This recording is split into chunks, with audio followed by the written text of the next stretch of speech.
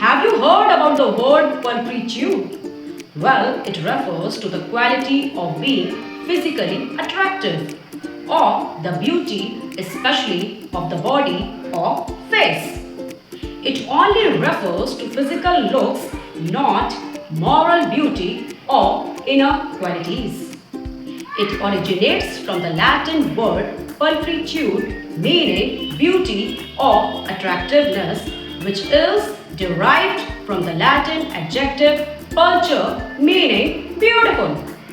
It entered the English language in the 15th century via Middle French and remains a formal literary term for physical beauty. So let's have a few examples. Her pulchritude was impossible to ignore. The painting captures her pulchritude.